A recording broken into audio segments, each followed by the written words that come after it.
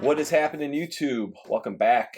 And today we are looking at the Columbia 11 Air Jordan Retro 2024. So as you guys know, every December, Jordan Brand brings back, well, sometimes an original colorway, and that's exactly what we get this year, as worn in the All-Star Game 96 by Michael Jordan himself. First impressions, it's a very clean shoe, right? It's clean. The outsole is kind of milky blue, I want to say. And the patent leather, I know a lot of people saying it's kind of feels sandy almost, and I do feel that too. Like some spots feel smoother and others feel kind of sandy. Mine's kind of got like a dip in the patent itself too. That's with the shoe tree taken out. So but yeah, overall quality wise, before we start comparing with the original, I would say for $250 with tax all in, I don't see it. It's not it doesn't really justify the price for the quality of shoe. We'll talk about that a little bit before we compare with the OG. We'll talk in retrospect with some other retros. And we could take, for example, this beautiful retro. It is the 45 Concord, as you see here. And just for starters, you get to see the leather difference. The leather is nice on this upper. All right. So a few differences they have improved on, you can see on the heel. It does come up just slightly more straight here. They are starting to get the heel build a little better with that little dip like the OG has off the heel. But leather quality is just thin patent. At least this patent leather is smooth. It does feel good.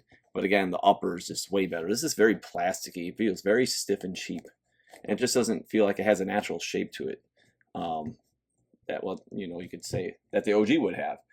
Another example, I'll pop these out, and we'll look at the Playoff 95, number 45. I will not call them anything other than that because that's exactly what MJ wore.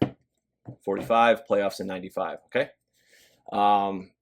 Leather upper again, you can see it's really nice. And these I've worn a few times, but that just showed you a dead stock pair from the Concords, where the leather quality dead stock obviously, and it's just as nice. Looks good. Again, you got the heel kind of curving up like the OG, a little better. And the big difference is for this pair, the thick. Look how thick that leather cut is.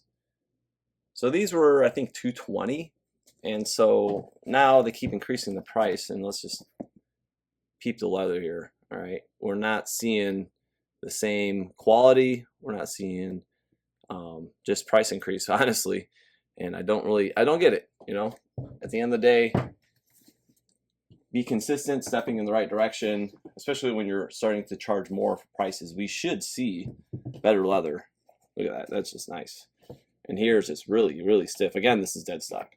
So just a little insight before we get into the comparison. All right, so the OG's here on the left, as you can see, the nice patina on the patent leather, and we have the 2024 retro on the right. First off, you'll see definitely the oxidation on the outsole. So it was definitely more green effect now, and along with the nylon straps, got some oxidation.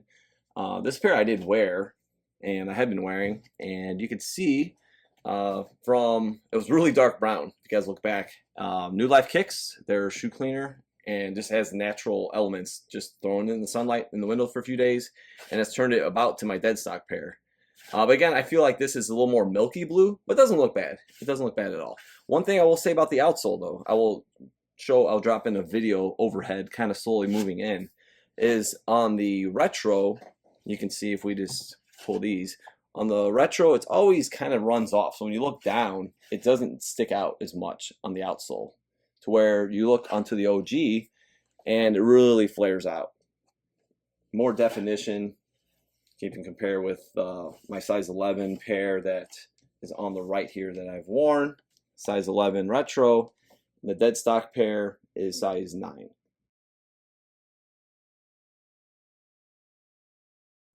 Another thing is the toe box.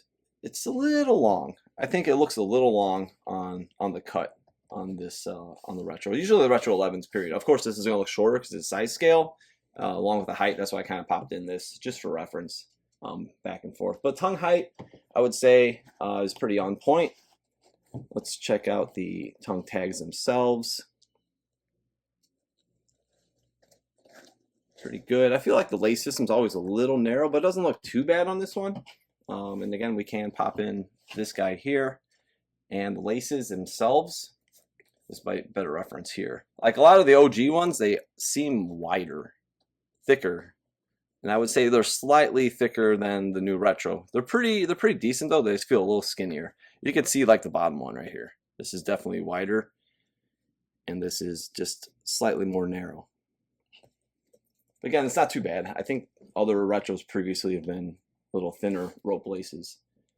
Oxidation on the tongues, of course, with that nylon, and a little flatter, a little lower. As I've talked about, the outsoles on the originals, they kind of have a more natural curve to them, contoured for walking or playing basketball. Just the motion of the foot, and like some retro 1s, etc. The retro 11s has been kind of flat, and we'll see more of that when we look at the outsole. But next we're going to look at the heel. All right, so we have our size 9 OG on the left and the new retro on the right. Again, the leather cuts actually looks a little better on the back panel here, but usually when you look at it, even with this pair, it's just at the toe as well, just much little thicker on the OG.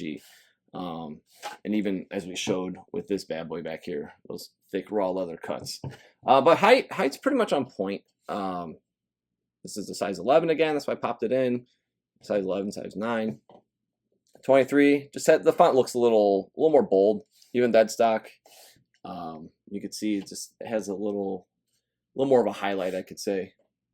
Again, leather, we talked about that. Just the feel is completely different than that genuine OG. These were full re-glued too. A few little patent leather spots scraped up, but you see dark yellow. That New Life definitely brought them back to this kind of greenish tint that my dead stock pair has.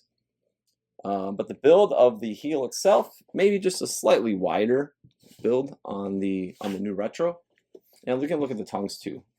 So here's the Clothing Inspired By, and let's see how it looks. The padding's a little less padded, I would say. It's slightly less padded on the retro.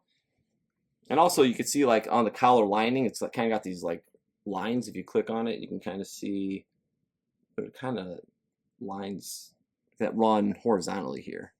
And here's just a smooth, all kind of flat on the OG. All right, as we spoke earlier, the slope kind of comes down. It's really flat on the midsole, and it really reflects on the shoe itself. And you can see this one kind of has that little bubble hump in it. Again, though, they always, I know a lot of people are mad because they keep cutting the patent leather too wide, too tall. So it is a little tall, I would say, in general, compared to any original. But like the 2012 Concords, it was really low. So somewhere in between, obviously, more like the OG would be ideal. I don't hate it though. I don't think it looks terrible, but it is a little taller than the OG when you're really looking at them in that perspective. Again, the midsole and the outsole kind of runs flatter. You can kind of see this kind of flares out more. But overall, that's about all you got to point out here. Heel shapes, we're going to flip them next, and we can see that. All right, before we get into that, heel to heel, this is the insole for the new retro. So it is polyurethane, which is nice, not the Dream Cell stuff that everybody's not too fond of. And on the original, it does have dual register logos, Nike Air. And the padding, I'm not going to pull out because it's glued in. Very similar, maybe a little thinner than the new retro, but yeah, dual registered logos that we see. And again, we see single on this on the new retro here. The polyurethane midsoles, I know a lot of people have been talking about. They're pretty soft on this one. Okay, I would say comparable to the OG. Maybe the OG is slightly firmer. These were really hard. The 45 Concord, like this is really stiff. And then these, I would say, are right along the lines of the new retro, and really comfortable. So I would imagine that this new retro is pretty comfortable on foot too. I've heard mixed reviews, but yeah, to be determined, you could say. Little more of a sharp angle on the OG. As you see, they did get the curve. When we saw this, it was like really, really straight. So there's some progression at the heel, which I'm happy to see. Again, the size 9, we can pop in our size 11. So we have the actual true to size scale. And yeah, there you go. That matches up pretty nicely. Height of the patent, again, as you see closer, it is taller in the retro. I'll peep the outsole really quick. As you can see, the OG, again, it has this natural rock and curve when you look at it, when you see it. It's got that nice natural shape to it. And this one, again, it's really flat. That's going to pick up on camera, but it's really flat angles. Carbon fiber, I know a lot of people have been kind of complaining. It's got this weird kind of in between. It's like things aren't lining up even. There's like marks between and indentations, and it's kind of strange when you look at it. Let's see how the other shoe looks too, just to peep it out. And just little details. I'm not totally upset about or anything, but just what a few friends and stuff, people have been pointing out to me before I even got into the video. And here, just in retrospect, it just looks so much nicer on the OG compared to the retro by far. And I love the outsole on the OG. It's just got this almost like gel-like sheen. The red ones look the same way. All of them, you know, the Concords, they just kind of have this natural finish that's really cool. Love it. Here's a little extra Easter egg. I think these were courtesy in Japan. They fell out of the shoe, and I was gonna actually highlight them until they fell out, and I kind of forgot. But yeah, the little lace locks, and they sold these as accessories. So somebody, whoever had these out in Japan before, I bought them years ago, had these little lace locks. So I just keep them inside there. Kind of cool. But yeah, that's pretty much it for the outsole. All right, so that's gonna wrap the video. Again, thanks for watching. We do like scoring these sneakers. And for this retro, with the price point, with the materials used, and all things considered, I would give them a 7 out of 10. It's not the greatest score. It's not the worst of scores, but it's pretty, you know, a lot of factors mixed in. I just can't get, you know, past, like, say, let's look at the OG leather. That's nice and thick cut. And then you got this thinner stuff cut here. All right. And again, let's pop in, just compare both of these worn. Okay, you got the thicker cuts on Play F95s. Again, I think it's a decent shoe, but when they keep increasing prices, I think they should justifiably show better materials all around for the leather upper, for the patent leather. But again, the shoe does look nice. It does look pretty nice, but just my 2 cents about price point and materials themselves. I was expecting a little more.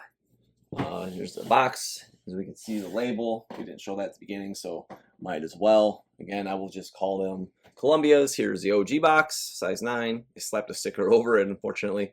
$124.99. Think about that. What I was just talking about price, what you got for this sneaker, dead stock, right? So just a little food for thought. Check out those leather panels, just beautiful. A little looser on the stitching on the Jumpman tune, I should have mentioned earlier, with refinement, as you can see. But yeah, that about does it. Hopefully you guys enjoyed this video. Don't forget to subscribe. Follow me at OG or Bust, and we'll see you guys soon.